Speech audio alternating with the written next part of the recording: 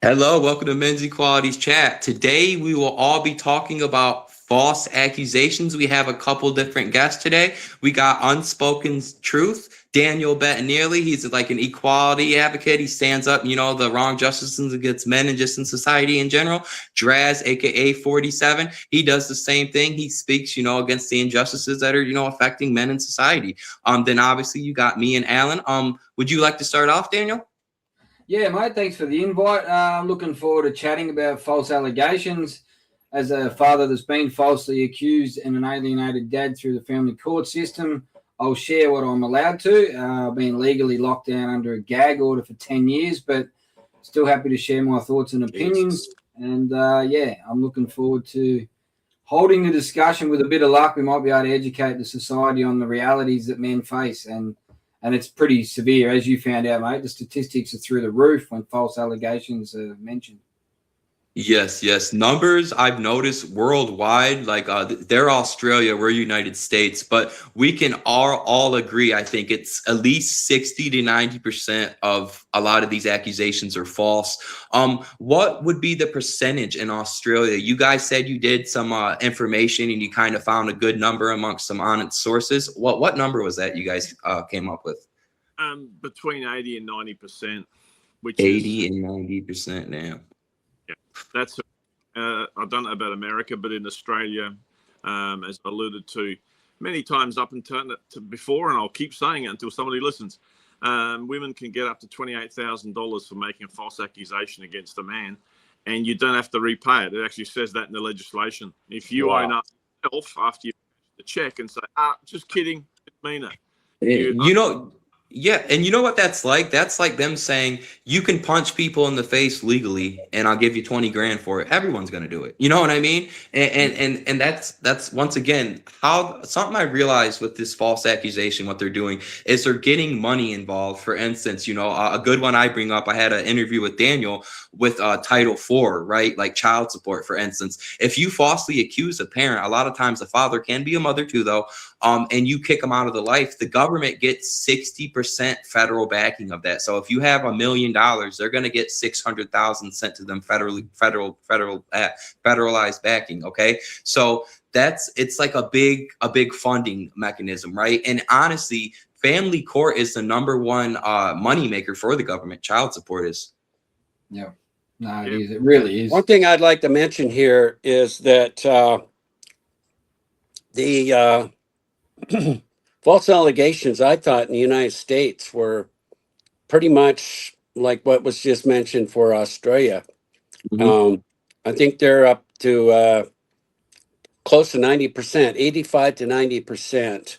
And of that remaining part there, it's like kind of like, well, it wasn't really grape. And then, but most all of them, almost 99, almost all of them are false. And especially due to the changing of the sex laws, that helps them make them quasi true. You know what I mean? That's changing of the law is something I would add on to that in the United States. What Alan just said. Okay, back in the day, grape was you force someone to have sex against their consent. Now it's multiple things. For instance, if me and her are having a beer and we have sex and we're both just as messed up as each other, I'm a rapist and she's not. Okay, another one. For instance, this is one I bring up a lot in India. Okay, grape is if I ask a woman to marry me and she calls it off and we had sex during those 2 to 5 years, which obviously you're going to, I get the death penalty and charged with grape. When you look at the original term of grape, actually it's been dropping for a long time, but they don't bring that up. They always bring up the other statistics, like, oh, well, grape's rising. It's really not the original term. What's rising is what you're calling it, and no one wants to bring that up. No one wants to talk about that, or, they'll say, believe a sex. Well, what if a man gets raped? You cannot make crime specific to a sex, Yeah. like raping men. It's just it's a weapon and it I will want to destroy add society. perfect. I want to add something here. Is what they'll do, and this is in the books. it's in research. It's horrible that they're doing this, but they're taking their male rape cases and just saying it's rape, and they automatically are saying this is, they're adding them to women being Yes. raped. And Yes. this is making it, on several levels wrong, because not even recognizing men as victims and their cases. And what it's doing is it's making the men look worse than they are and what they've done. And it's taking away all the funds that would go to men as well. I mean, that's a wrongdoing on several fronts, as far as that Draz, goes. It's horrible. Draz did said something about that. Do you want to speak on that, Draz? Because you can relate. The other day we had a conversation, if you'd like to bring that up, where you kind of resemble to that, how they use in Australia, a domestic violence or a rape by a woman is still used in a woman's defense of it's a horrible world for women. Can you kind of illustrate on that a little bit? Like Alan's saying, they've redefined what it is. When Mm. you asked me 10 years what a great, I'd say something like I saw on TV with a Viking. As in a lot of thrashing about, two people who didn't know each other, etc., etc. Now in Australia, they'll go on purely a woman's word 10 years after the event, even after she said yes at the time, and she changed her mind 5 years later. And Yes. where people, They call that regret rape, to where yeah, you can give your consent 10 years ago, but you know what? I take it back now. It doesn't work like that, guys. Or it shouldn't, anyways. well, it shouldn't. Money back from my hangovers the 2 days later. Not that I do much of that anymore, but that's the problem. And they are redefining a whole bunch of stuff. We see that in the suicide statistics. They minimise men's, as in the 47 a week in Australia. I guarantee that should be at least 25 to probably 30% higher than it is. Yeah. Yeah. Me and Dan were talking about that. Obviously, Australia is only a small country with 27 million people. Didn't they change the law in Australia to benefit less men reporting suicide, like another 6 or 7 a week? They changed some kind of law, if I remember, to where it wouldn't count as suicide if you hit a tree or something. I heard something about, you know what I'm talking about with that? Oh God. A lot, Uh, a lot man single car into a tree, or runs into a semi trailer, or whatever you guys call it over there. The big vehicles on the roads, we have a lot of them, and that's death by misadventure, or something. They call it anything but suicide, and that's becoming quite a problem here. And because I mentioned before, I'm involved in suicide prevention. Apparently, it's a state government sanctioned thing in South Australia. I know the gentleman who set it up, and he set it up with the right ideas, but now being taken over by the Rainbow Mafia, and the number one and number two male groups. One of them gets a bit hard to define with the way the world's going crazy. They work on numbers per $100,000 to skew, so it makes it seem like it's worse. I went to a bit of a retraining session a couple of weeks ago, and I asked the state coordinator when he started quoting these numbers, because he came up with, like, for South Australia, from the top of my head, 18.1 men per 100,000 suicide. Isn't Yeah, that interesting? If I you may interject real quick, isn't that interesting how they use the tool to define the accident? Like, if that'd be like saying that if somebody shot themselves to self-destroy themselves, then it'd be a hunting accident. yeah. Well, just to elaborate quickly, in 2020, the Australian Bureau of Statistics redefined what it looked like to take statistics from male victims, and they basically redefined it. And in translation, this is how I read it. It says, we stopped interviewing men at a 50-50 level. Therefore, we don't have the statistics. We can't back up what we're saying to be true. So we no longer keep statistics on male victims. yes. That's And self-serving.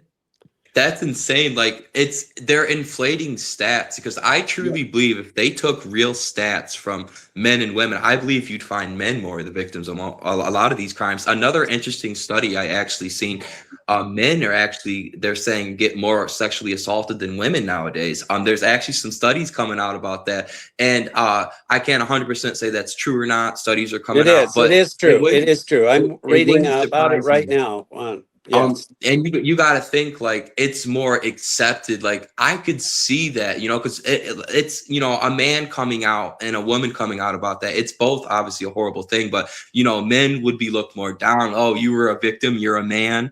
And that's something else, that they don't want to bring up, and they run it all together. Like we've been talking, for instance, child support, Title IV, false accusations, it all comes together for money for the government. And no one sees that. The biggest, like I say, in America, the two biggest moneymakers for the government is child custody and sexual assault and domestic violence. And what do you know? Same thing with Australia.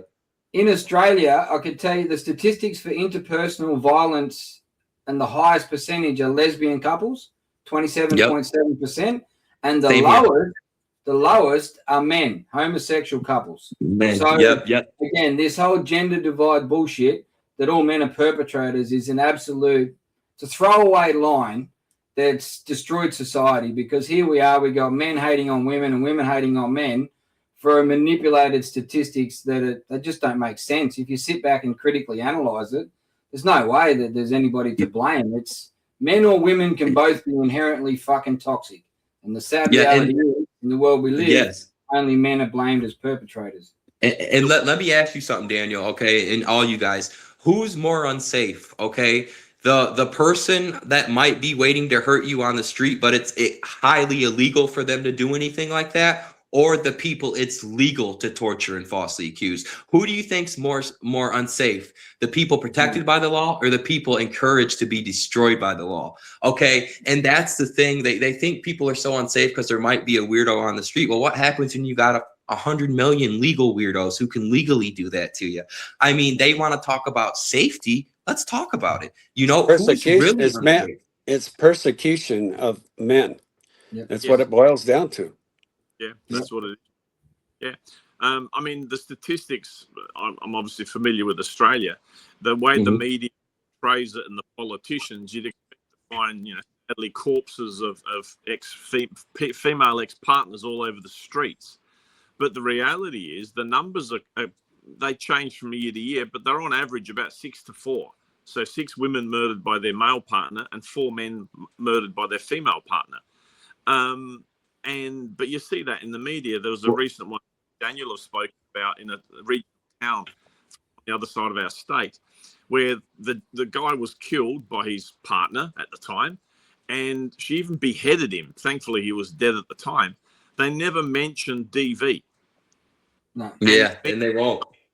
Straight away into how horrible a person he was. Once he's dead, he was a horrible person. I mean, I'm not.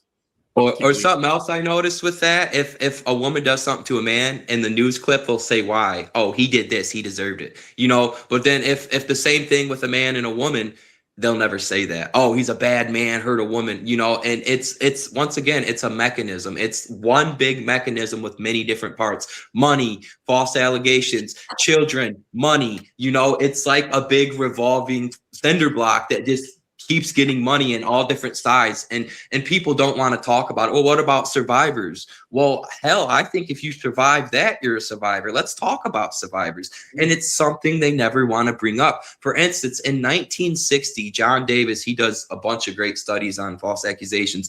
He proved that 60% of rapes in the 1960s were false accusations.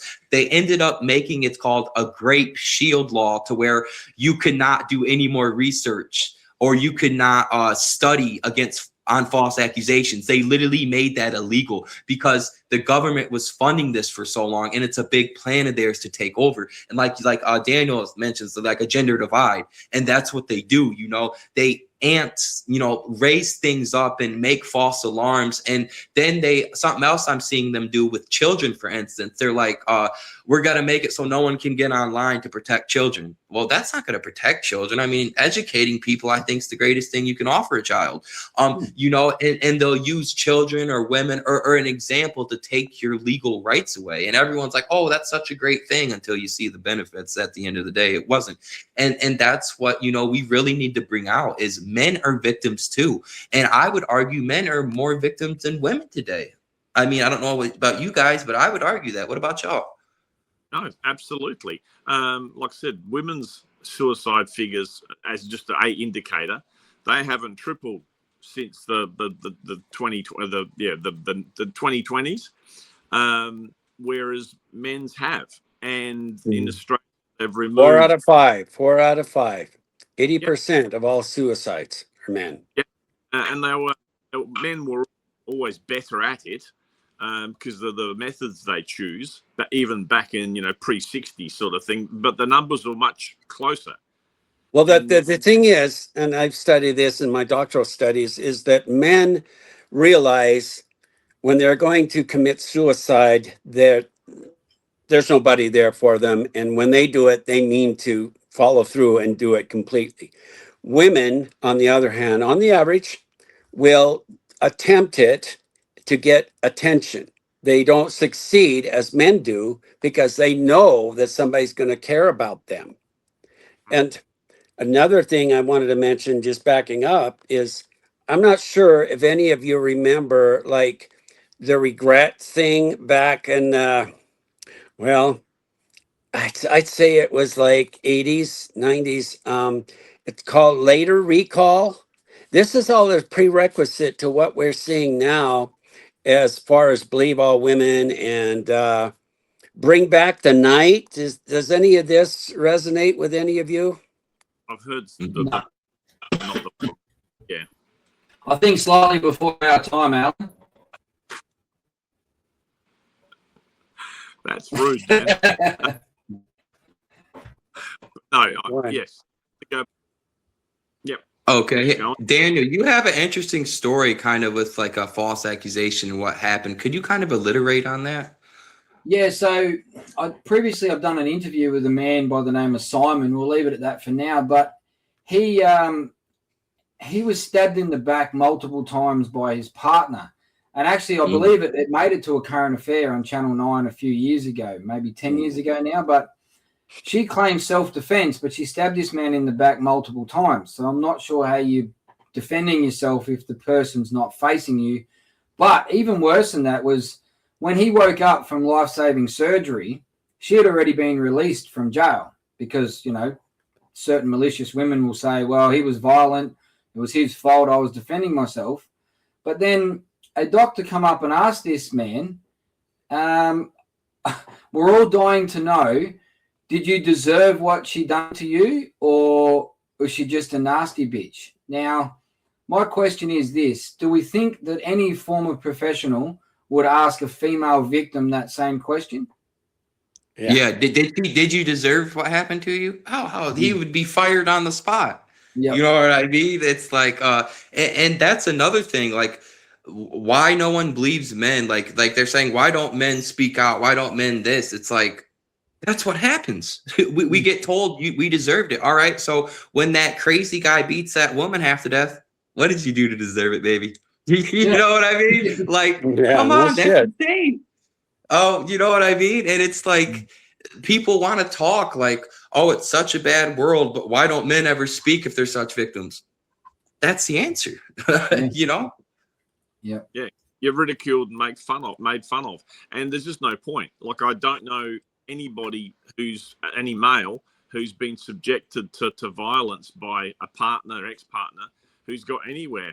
This is going back a while. There's a gentleman I met, and I was going through a divorce, so we were discussing stuff, and he said, yeah, been there, done that, had a horrific wife, I've remarried. He had his face opened up. He needed, I think, 11 stitches across his cheek. She'd hit him with a saucepan of all things. He went to the police station still with an exposed bone in his face, and the police officer didn't even take a report and said to him, what did you do to start that? Yeah. Talk about calloused.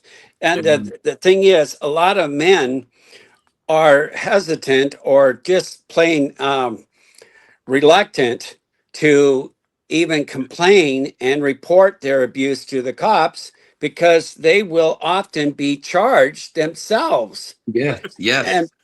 and the thing is, too, it takes a man a lot due to his scripted masculinity to even speak out about it.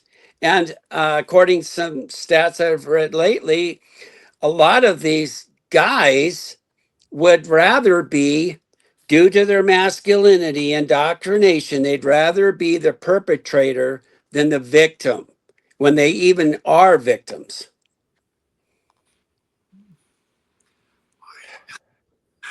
That's a harsh statement. Look, possibly true. I know a lot of people who've signed Well, papers. it's in the studies that they did this survey of these guys, and they said these young men, boys, they said that due to looking bad as especially sexual assault, and Yeah, they'd it makes you rather look be, weak as a man, is what you're yeah. saying. Long story short, and I get where you're going with that, and that's another thing, with the false accusation things. Like men can't be victims. Like men can be victims. I don't care if you're, 6'6", 300 pounds of muscle. I don't care if you're 5'2" and Well, 100 pounds. you can call it A what you victim is want. not. There, I mean, what do you call it? That's the worst victim when they can't even be acknowledged or recognized as a victim. Mhm. Yeah. Well, see, look, personally, I am what they would classify as a victim of the system. Okay, after what I've Mhm. been through, but I don't have that mentality. I am a Mm. survivor of a system that tried to break me. And the Mhm. funny thing is that, irrespective of whether you believe it's masculine or not, I feel that's what helped me get through it, because I chose to give my life to my children. Mhm. Because if I had left it in my own hands after what I was accused of, I wouldn't be here now holding this conversation. So, Well, you're a strong person, whether you're masculine or male or female. You're a strong person, and that's what your integrity is based upon. yeah.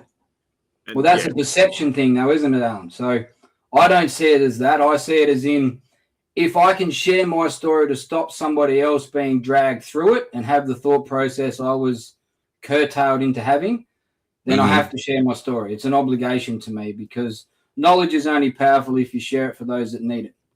Yeah, and I Yes. want to add something. Out of all four men in this and on this podcast right now, who's been falsely accused? I have. Have you guys been Yep. falsely accused? Yep. Okay, so okay, and that's the thing. Okay, they say only 1 in 4 women come out, about sexual assault. Okay, well, how many out of 4 men do you think come out about being falsely accused? Yeah. That's another great number that I like brought up. Well, men are And supposed to take it. Men are supposed to take it, and it's even in our script as far as like in movies and in Mhm. sitcoms. I mean, horrible things like being struck in his genitals, and slaps, and it's even portrayed as funny. Wouldn't we have a lot more men who are real victims than far more than women, based on that premise? Give me two, mate. Yes, yes. very likely. Yep. Like I don't know if you guys are aware, in Australia, there is over $1 billion spent on the female DV industry, I call it, and Hmm. there's just over $1 million for men. But the problem is, if a men's group, there is a number of them, but if they go outside, I say colouring outside the margins, they say things like, "Oh no, no, men are copping it rough, or this should happen, or that should happen." They're copping it, they're not getting equal courts. There goes your funding. So the only thing that guarantees you funding is, and that's why Dan and both of us are a little sensitive about, toxic masculinity. That's the answer to everything. The reason the Hmm. entire toxic masculinity, the reason children can't read or write anymore, toxic masculinity. And if you Yeah, just they blame men for a lot of things with what you're saying. I do hear that too, but the thing is, it's like, toxic masculinity, toxic this, toxic that. It's like it has nothing to do with that, you know, and it's just a way for them to blame men, you know, and same thing, you know, same way to falsely accuse a man, you know, oh, it's your toxic masculinity, it's your this, it's your that. It's like, okay, well, what is toxic masculinity? Because someone explain what toxic masculinity to me in this group is, please, because I get real confused It's on that. when men hate themselves. It's Yeah. when men hate themselves. It's a negative, a misandric form of masculinity. But if we look at feminists, they are the true example of toxicity. And we can prove that by just Toxic their femininity. character. Huh? Feminine, yeah, Toxic toxic femininity. femininity, but it's not even feminine. It's worse than that. Uh, it'd be like it's a misandry from the female form. And I mean, we talk about, like we've talked about, Bastian, about traditional misandry. Well, that's the chivalrous bullshit that was followed by feminism. And feminism, of course, is modern misandry. But the anything that's masculine, that's not acceptable, we'll put it that way, or I don't even like using the term Anything toxic for anymore. men, they label as that, you know, like is bad, etc. And it's like men have their problems, women have their problems. But I can honestly say, once again, on the topic we're talking on right now, men just get no resources for themselves. You Yeah, know, well, for instance, Drash yeah. just said if you don't follow a line, you're gonna get no funding. That's how they do it in the United States too. You know, you have to play their game or you can't play at all. Well, And that's another thing. yes, but anything to do with what's problem with masculinity at all is the way it's men have been groomed to actually not think of themselves and to actually care about women more than themselves. And that's a form of, well, toxic, or you could say misandric masculinity. And we need Mm. to see it that way. Yeah. And with feminism, it's a very misandrist type of package with them, where men are hated by women and other men. It's I think that equality and equity are exactly the same, or one letter missing, I think it is. But it's a completely different thing. And feminism, I call it. It's starting to take off. You can find it on the internet. I call it femo-Marxism. It's just basically Marxism hiding behind feminism, but it's not doing anything for females or men, for that example. And they're after equity, which is, there's some little cartoon I've seen. I haven't got it here with me, where there's 3 different levels, little step. And in the ideal world, the communist ideal is everybody gets what they need to be happy, whatever the hell that is. And I Yeah. found, like, the you can contradict me because you're still in that age group, Bastian. But I do a bit of work now and then with people under 30, tend to be under 30. I've noticed that the women fly off the handle, and they've got what I considered in Australia, there's a term called shithead. You probably understand what it means. It's here Uh, too. yeah, basically it means you're not a very nice person most of the time. And it's now encouraged in young women, whereas Mhm. men are now placid, quite happy to be a punching bag for a female, which, in an ideal world, nobody's a punching bag for anybody. Mm. And why is it, women now act very immature, even in their later years, which is bizarre. The entitlement factors, they just expect you to do something for them.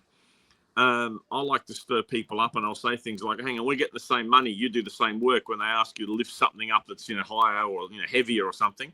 And you look at them sort of like, what do you mean? No, we're getting the same money. Remember the wage gap? I want you to earn yours. Yeah. Even stupidity like that in Australia, it's all the way to the top of the federal government claiming there's a wage gap, but nobody, they have to play some incredible aerobic accounting, to acrobatic accounting even, to show these fudged up figures that women earn less money, when in Yes. reality It's a false accusation. Gender wage gap. That's Another another one. false Yeah. accusation. It's like that's what they run off of because let's be honest. Let's go back 100 years. Let's look at how a man and a woman got treated. Neither one of them lived a perfect life, let's be honest, but they always tried to give women and children the benefit of the doubt and give men the less. And that's something they don't want to run off. They don't want to believe, and it's this infatuated into a system now to where it's like men can't be victims. It's like what in the hell? Like I look at, countries like they say it's the safest the safest country in the world right now. They say it's Australia for women, right? Okay, but then they're saying how bad women have it there. But it's like I talk to you guys and other men in Australia. Men have it a lot worse, and it's like their legal right. They don't have any. They don't have any legal rights. If they get falsely accused, I've watched men in Australia get destroyed. No evidence. Where's Killed. where's the equity in that? You Yeah. talk about this equity crap. Well, then why don't we have equal rights? What about the rights? What about the laws? And Right. about the value of men compared to women, and about the status of men compared to women, about the freedom of speech that men are deprived compared to women. There's no equity. That's big package. That's a lack of equality. And Equity is a false term they created. It was yes, equality, but they realized giving men equality would destroy feminism. perfect. Making men and Yes. women equal. They called it equity because equity you can distort into something that it's not. Where Yeah. true equality you can't, and that's what they've done. For instance, Great. when Doge Great came out point. and showed how much money we were sending to Australia, the USA, right? They called it equity. They didn't call it feminism. They didn't call it equality. Now they're specifically going with equity because the equality standard hurts women now. Because if they got equal rights to men, it would take away from women. So now they're calling it equity, and that's another interesting topic I think we should hit on. But okay, long story short, I kind of wanted to follow up and with a couple questions. All right. If you had to name 3 types of false accusations, whether it can be family court, whatever, what do you think's the most common, and have you guys been a victim of it? Okay, you don't have to say what you were falsely accused of, but okay, for me, for instance, okay, I almost had a kid with a woman and it ended up not being me. She falsely accused me, put a false PPO on me. It all got dismissed. Thank God I had a lawyer. But at the end of the day, I was a victim of false accusations for family court for a kid that ended up not being mine. Okay, what about you, Daniel? Were you a victim in any way? I know you got a case you can't speak too much on, but Look, mate, me and millions of others around the globe, but especially here in Australia, we are subjected to false allegations because they get an automatic advantage. And the sad reality is the legal system wears gender lenses.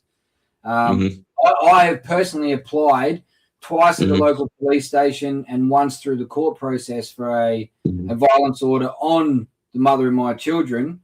And here's the doozy is I took the exact wording out of the DV handbook that all judges have on psychological and emotional abuse. So to me, there was no question I met the criteria. False allegations were being used constantly. She turned the police force into her own personal attack dog.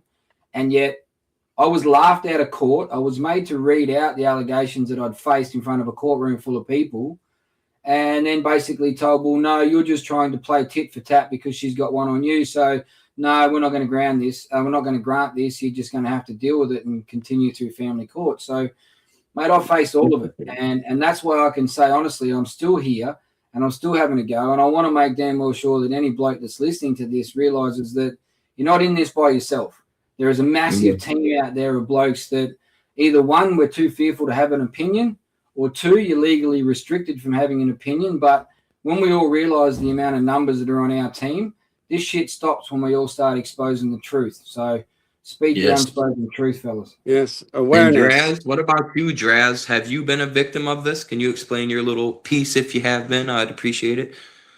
I'll do a quick version.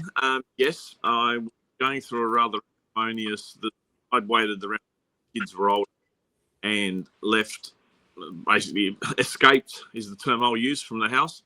And the children who was least agreeable got thrown out 2 weeks afterwards, so he came to live with me. The ex-partner was very reluctant to do the financial settlement with the house, etc. And nothing was going on. It was just acrimonious and everything was being stalled. And then she changed law firms and went to one of those in Adelaide that is on my list that encourage false accusations, and suddenly trouble with historical misadventures, let's call them that. How you prove this stuff is beyond me, and it all got thrown out eventually. But the connection with a member of SAPOL helped it along, and that's another problem in Australia and South Australia I can speak to myself. There is no way of lodging complaints against police officers who are quite blatantly breaking the law and their own, operating procedures, etc., etc. They don't touch that stuff, and that's another. So yeah, like I said, I've been there, done that, and that's why when it first happens to you, obviously, is the scary part, and that's why the 47 is why I'm doing what I'm doing. Is I think it's important for men to know that they're not, somewhere in a cave all by themselves, or on a desert island, maybe a better analogy. If commonplace that happens all the damn time, like Dan said, handed out like lollies at Halloween, then it's still unpleasant. You're not gonna lie to anybody and say going through that garbage is good for you, but at least you're not alone. And tens of thousands of others has survived. I mean, I've got numbers for DVOs in South Australia alone, and there's some conjecture using their accounting methods, but their numbers, and if you add the totals up, it's close to 90,000 men. And yes. we've got numbers for Western Australia that about 60% of men in jails are for breaching DVO. I talk about that a lot, because if you've got a child and you haven't seen them and you send them a Christmas card, that's a breach of a DVO. If you answer a phone call, and I know of people who've been the mother or the lawyer or somebody gets the child to ring the father who's estranged, answers the phone, and within an hour the police are there to arrest you. Once you're arrested, you're guilty of a criminal offence, and your allocation of parenting time, if you've got any at all, has now been dropped down the toilet. And in Australia, I think it's depending on what the court determines the severity of your horrific crimes. Sending a Christmas card to a kid or a birthday card, you'll lose percentages of the asset pool as well. Good so I mean, you couldn't make it. You couldn't make this stuff up. Yes, it's crazy, man. And that's 3 out of 4. May I add with what you just said, Alan? What about you? Have you been a victim of false allegations? Yeah, actually, I covered this in my last book, and I've seen many other men, like in the groups I've run, come forth, and which is healthy for them to reveal what's happened to them. And like this one fella, I told him in one of our group meetings, Men and Fathers for Justice, he says, I take care of my kids. And he says that I was asked on the bench by the judge, by the court, if I'd ever touched my child's private area.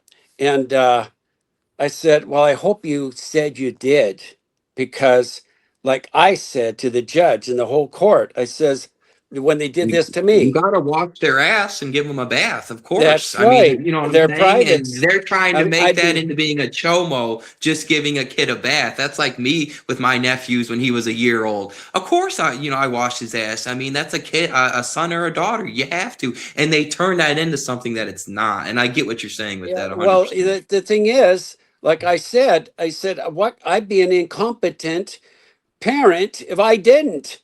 And that's to be expected, not something to be held against me. So I hit it right full blast in the fucking, excuse me, the court.